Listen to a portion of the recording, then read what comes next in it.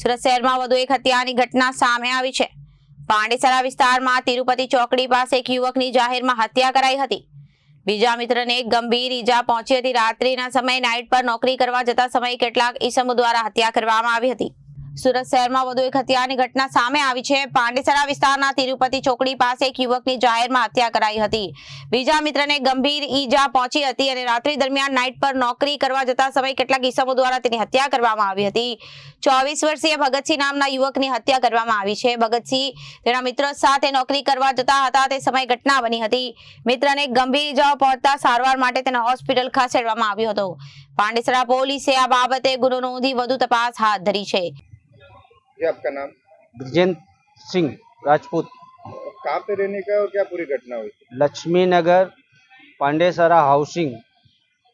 क्या घटना हुई थी? घटना हुई कि रात में 2 बजे पुलिस वाले आए तो हमको जानकारी मिली कि हमारे भाई का मर्डर हो गया है। आपका भाई कहाँ जा रहा था? भाई मेरा ड्यूटी गया था, उसका तिरुपति स्टेट पे मर्डर हुआ। वहाँ से पुलिस वाले 2 बजे रात को आए, उसमें हमको ये जानकारी मिली कि आपके भाई का मर्डर हो गया है।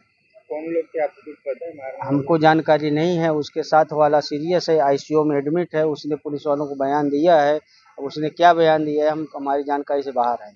क्या लगता है आपको, कुछ आपसी दुश्मनी? आपसी कोई दुश्मनी नहीं है, किसी प्रकार का कोई रंजिश नहीं, कोई दुश्मनी नहीं। क्या नाम था आपके भाई का? और कितनी भगत उम्र? सिंह, 24 से 25 सालों में, शादी हो गई? 9 शादी। आपके क्या मांगे आप? मेरी मांग यही है कि इंसाफ होना चाहिए। जो ये केस किए हैं उनको सजा मिलनी चाहिए कायदेसर। रिपोर्टर अरविंद राठौड़, जनादेश न्यूज, सूरत।